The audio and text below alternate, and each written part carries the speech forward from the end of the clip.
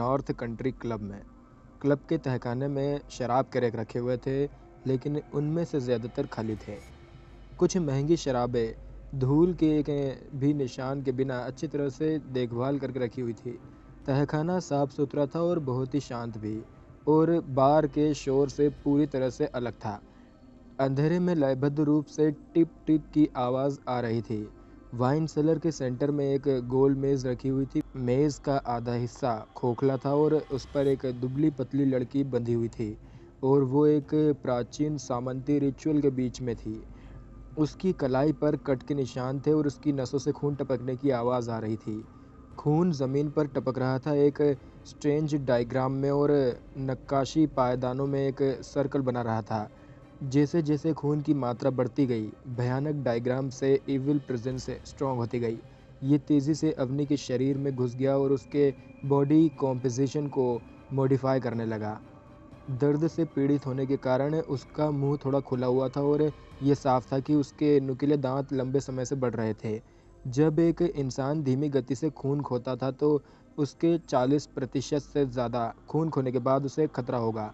अवनी यह नहीं बता सकती थी कि उसने कितना खून खो दिया था, लेकिन वो क्लियरली जानती थी कि नीचे के भयानक डायग्राम में खून की हर एक बूंद उसके शरीर में लौटने से पहले एक अजीब गैसीय सब्सटेंस में बदल रही थी।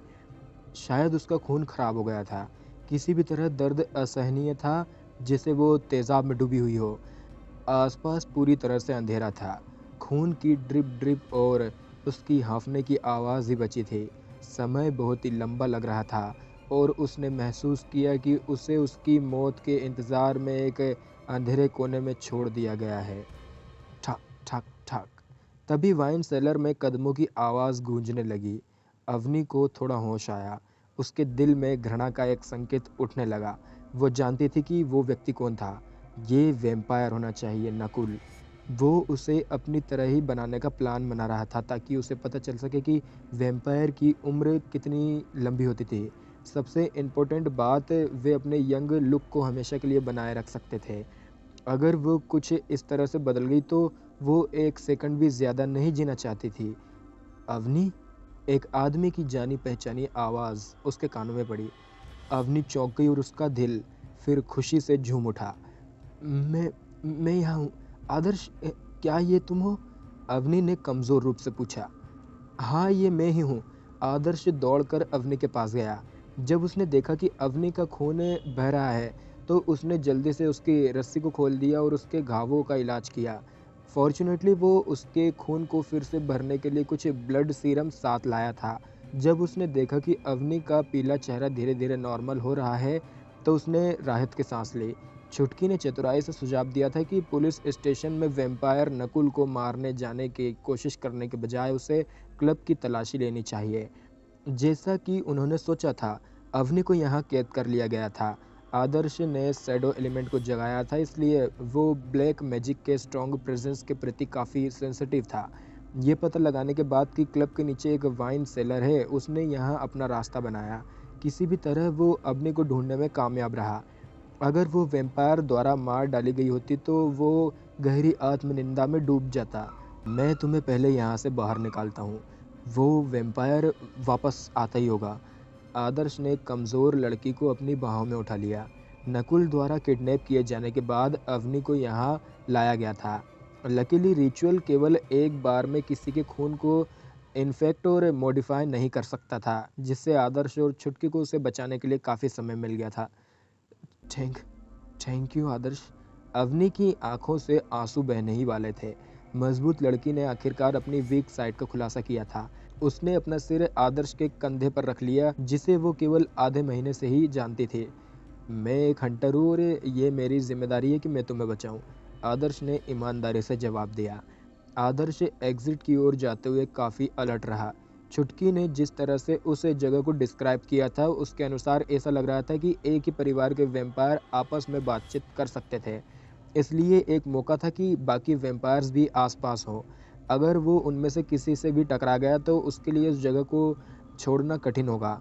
अवनी अभी भी रो रही थी, फिर भी किसी कारण से उसके आंसू नहीं बह रहे थे। उसने आदर्श को कसकर पकड़ लिया था, जो क्लियरली हक को एंजॉय कर रही थी।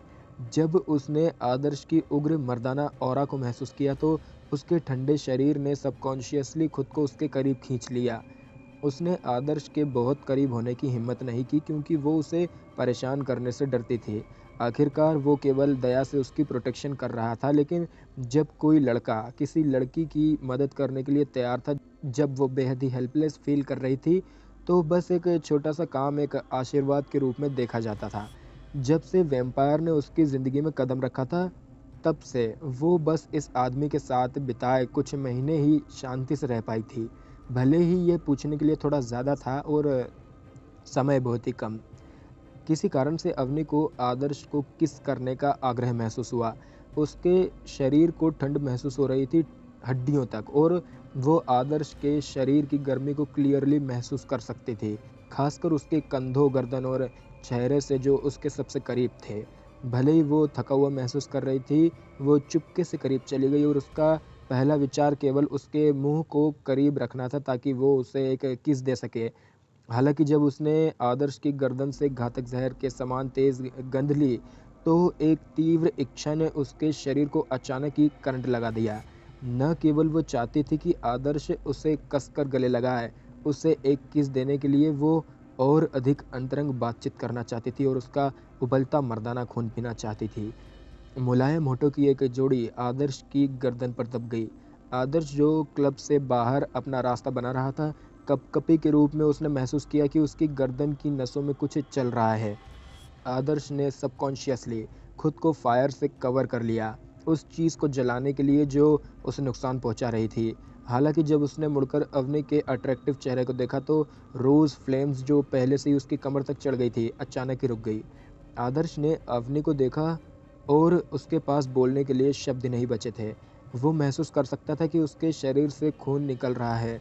फिर भी जब उसे लगा कि अवनी उसके खून का यूज़ करके ठीक हो रही है, तो उसके शरीर पर जलती हुई फ्लेम्स धीरे-धीरे बुझ गई। उसके दिल में बहुत से इमोशंस उमड़ पड़े, जिनमें आत्मनिंदा, दया और क्रोध शामिल थे। किसी भी तरह वो इस लड़की को जलाने का फैसला नहीं कर सका, जो पता नहीं क्या हो गई थी। ताज़ा खून का स्वाद उसके होठों पर टिका हुआ था। पहले जब भी वो खून देखती थी तो अवनी को चक्कर आ जाते थे, लेकिन अब खून किसी तरह शानदार, चिपचिपा, मीठा हो गया था और वो उस पल अपने दिल में जमा हुए दर्द, नफ़रत और दुःख को भूल गई थी। हालाँकि अवनी बहुत देर तक आनंद में लिप्त नहीं रही। जब उसे होश आया, तो उसका शरीर हिंसक रूप से काँपने लगा। उसने घबराहट में आदर्श की गर्दन से नुकीले दाँत निकाले और डिसबिलीफ में उन्हें अपने हाथों से छुआ। हे भगवान! मैं क्या कर रही थी? अवनी को विश्वास ही नहीं हो रहा था। उसने आदर्श को देखा जो उसे ही घूर रहा था।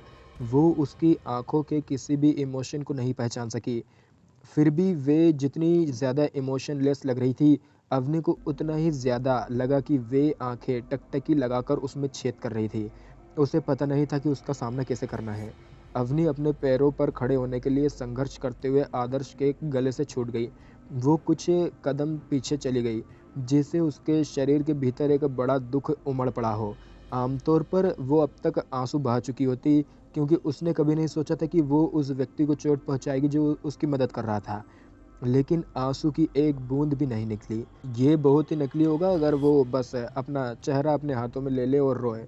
एक चक्करदार एहसास ने उसे अपने शरीर को छोड़ देने का आग्रह किया, जो अब उसके जैसा महसूस नहीं होता था, बल्कि एक रसातल की तरह गहरा लग रहा था। मैं क्या हूँ? मैं क्या कर रही थी? वैम्पायर? वो जिस स्पीशीज़ से नफ़रत करती थी, वो उनमें से एक में बदल गई थी और यहाँ तक कि अपने दोस्त को भी नुकसान पहुँचाया था। अवनी ने आदर्श को देखने की हिम्मत भी नहीं की। वो जल्दी से अंधेरे में डूबे कुछ लकड़ियों के बीच पास के रास्ते से भाग गई। शायद वो इस बात से अनजान थी कि उसकी स्पीड अंधेरे में बढ़ती जा रही थी और वो एक पल में ही कुछ 100 मीटर दौड़ चुकी थी। आदर्श जो मौके पर ही जम गया था, उसने उसका पीछा करने की कोशिश की, लेकिन अवनी की स्पीड से भी चौंक गया था। बहुत समय पहले की बात नहीं है, वो केवल एक नाजुक साधारण लड़की थी, लेकिन खून पीने के बाद वो पूरी तरह से बदल गई थी।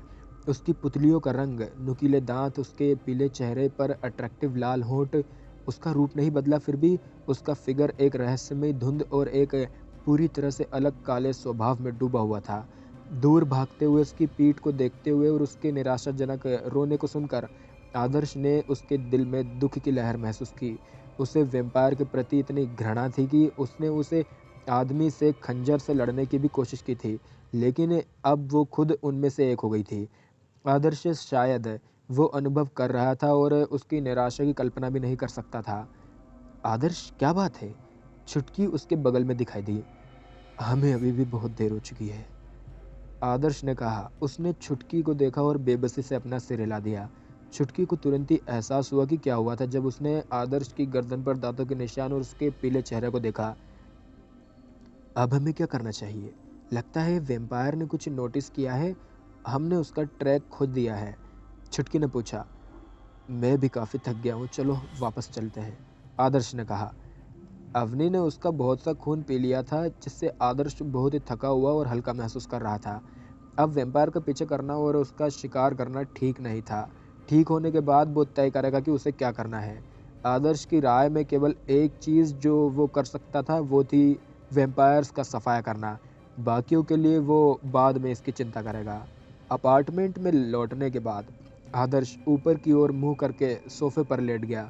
उसने एक ब्लड सीरम ली थी, उसे आराम करने के बाद काफ़ी जल्दी ठीक हो जाना चाहिए।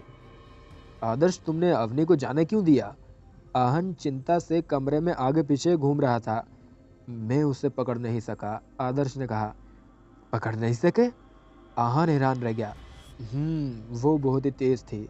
जब मैं उसे क्लब से बाहर निकाल रहा था तो मैं पहले से ही अपने मैजिक शूज़ का यूज़ कर चुका था, आदर्श ने कहा। तुम हमेशा कहते हो कि जब मैं उसकी प्रोटेक्शन कर रहा हूँ तो मैं उसके साथ कुछ करूँगा, लेकिन मैं अंधा नहीं हूँ। ये साफ है कि उसके मन में तुम्हारे लिए इमोशंस हैं, लेकिन वो तुम्हें परेशान करने से डरती है, आहन ने कहा। अच्छा होगा अगर वो मनहूस वेम्पायर मेरे हाथों में न पड़े, नहीं तो मैं उसके टुकड़े टुकड़े कर दूंगा। आदर्श अपनी निराशा को बाहर निकालने के लिए एक रास्ता नहीं खोज पा रहा था। वो लगभग ठीक हो चुका था, इसलिए अब उसका एकमात्र विचार वैम्पायर को ढूंढने का था। आदर्श, मैंने वैम्पायर का पता लगा लिया है, छुटकी कुछ खुशखबरी लेकर आई जब आदर्श का पेट गुस्से से जल रहा था। आदर्श सोफे से उठा, उसकी आंखें जानलेवा इरादे से टिमटिमा रही थी। मैं आदर्श नहीं, अगर मैं उस कुत्ते को नहीं मार देता। आदर्श लिफ्ट लेने में समय बर्बाद करने के बजाय सीधे बालकनी से नीचे कूद गया। जैसे ही वो नीचे की फ्लोर पर गिर रहा था, उसका शरीर जल्दी से लेक के किनारे पर शैडो में मिल गया और लेक की सतह पर एक फुर्तीले नाइटहॉक की तरह बह गया। आहन अभी बालकनी में पहुंचा ही था कि उसने गुस्सैल आदर्श को आर्टिफिशियल लेक के दूसरी तरफ उतरते देखा। एक सुंदर भेड़िए के फिगर का क्रिएचर चांदनी के नीचे एक टनल से बाहर निकला। दौड़ते हुए आदर्श जल्दी से स्विफ्ट स्टार वुल्फ की पीठ पर कूद गया। बीस्ट के स्टार कलर्ड फर हवा में लहराने लगे और वो फ्यूरियस आदर्श के साथ दूर चला गया और बिजी इंटरकनेक्टिंग सड़कों के बीच गायब हो गया। शिट! अरे मेरे लिए तो रुको! आदर्श के दूर जाने वाले फिगर पर आहन चिल्लाया। एक मैजिशियन जिसका प्राइमरी एलिमेंट लाइट और सेकेंडरी एलिमेंट वाटर था, वो कभी भी आदर्श की तरह इमारत से कूदने की हिम्मत नहीं करेगा। उसके पास लिफ्ट लेने के अलावा और कोई चारा नहीं था। ओह! एक मैजिशियन जिसे अभी भी गाड़ी चलाने की ज़रूरत है, क्या बकवास है, आहन बड़बड़ाया। उसने अपनी कार का इंजन स्टार्ट किया, एक्सेलरेटर पर कदम रखा और अपनी कार को पार्किंग से बाहर निकाल दिया। अनफॉर्चुनेटली टोल टैक्स बार उसके सामने गिर गया। आहन ने तुरंत ही अपना आपा खो दिया। जब उसने आदर्श के फ्यूरियस अनर्गल एक्सप्रेशन को याद किया तो उसने अपने दांत बींच लिए और एक्सेलरेटर पर कदम रखा। बार टुकड़ों में टुकड़े टुकड़े हो गया और ज़मीन पर गिर गया और ब्लैक कार आगे बढ़ गई। वो शैडो की तरह है, इधर उधर नहीं घूम सकता था या शहर भर में एक समनिंग बीस्ट की सवारी नहीं कर सकता था, लेकिन अगर वो कुछ समय बचाने के लिए टोल टैक्स के बार को तोड़ने की भी हिम्मत नहीं करता तो वो तुरंत ही मैजिशियन बनना छोड़ देता। वो उन इंसिडेंट की सीरीज़ के लिए भी जिम्मेदार था जिन्होंने अवनी को एक वेम्पायर में बदल दिया था। भगवान जानता है कि इंसिडेंट को संभालने के लिए किसी को भेजने के लिए हंटर यूनियन को कितना समय लगेगा। आदर्श पहले से ही वेम्पायर के लिए अपना रास्ता बना रहा था, इसलिए उसे भी वहाँ जाना चाहिए।